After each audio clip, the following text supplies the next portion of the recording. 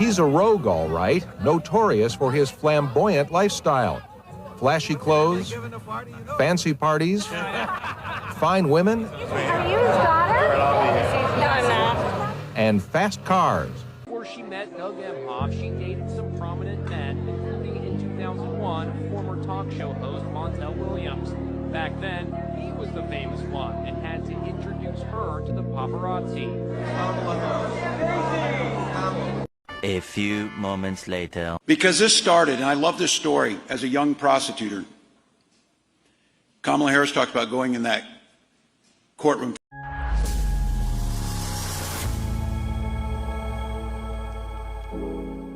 Willie Brown, the former mayor of San Francisco, was a very important figure in Kamala Harris's early life in politics. He was her much older lover. There was like a gap of 30 years. He lavished her with gifts. He gave her a BMW. He invited her to the Oscars. They went to Paris together. And most importantly, he made introductions in that world of democratic politics. Willie Brown definitely took credit for helping her career and putting her on the path of this meteoric rise, this greatness, if you will. He helped her in her campaign to be the district attorney of San Francisco. Later on, she would go on to be the attorney general of California, and she held that position twice. He was an incredibly important figure in her career. Who is Kamala Harris?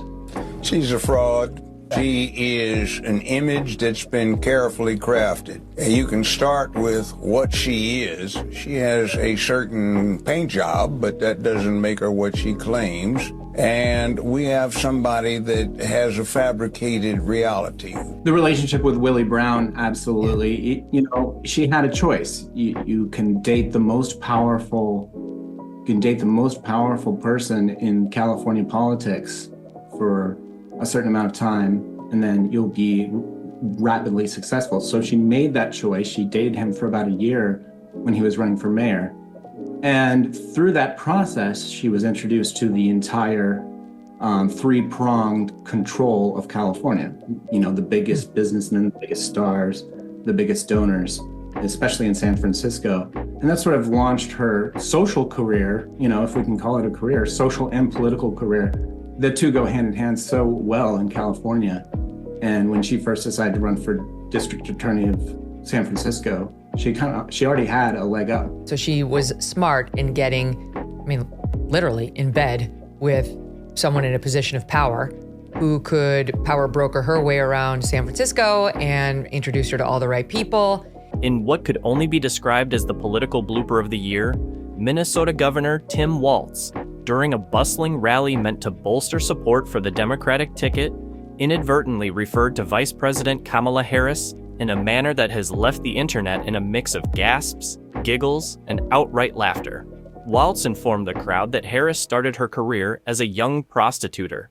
Kamala Harris, known for her robust career in law enforcement and politics, has indeed faced scrutiny over her early career relationships and decisions. Beyond the humor, though, some are whispering about whether this was a genuine Freudian slip, hinting at the undercurrents of Harris's past, which has occasionally been fodder for her critics, especially due to the way that she has apparently prostituted her way through politics to get to where she is today. Kamala Harris, now a prominent figure in American politics and the Vice President of the United States, has had her career trajectory scrutinized from various angles, including her early relationship with Willie Brown, the former mayor of San Francisco and a powerful figure in California politics. In the mid-1990s, Kamala Harris, then an up-and-coming lawyer, entered into a relationship with Willie Brown, who was 31 years older than her and was also the Speaker of the California State Assembly at the time. Harris was 30 and Brown was 61 years old at the time. Although Brown was legally married, he decided to still have this affair with Harris and justify the affair by claiming that him and his wife were estranged.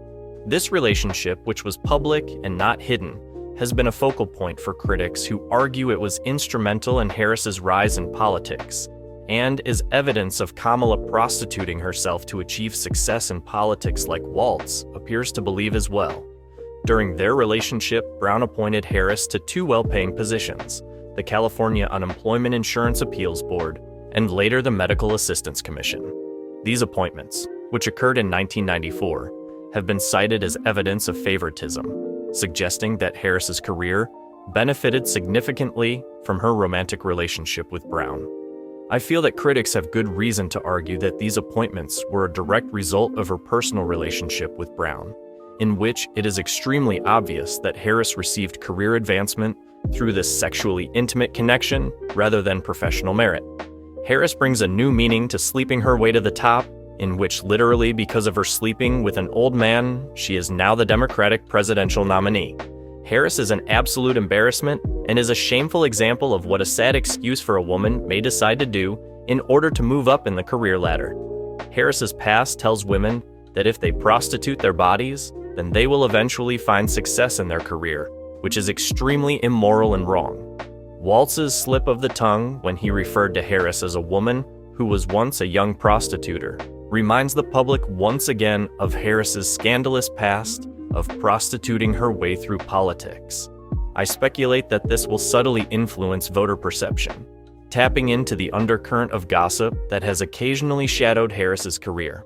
In the end, whether a simple slip of the tongue or a subconscious revelation, Tim Walz's rally remark has certainly added a colorful footnote to the 2024 campaign trail, reminding everyone that in politics, words matter.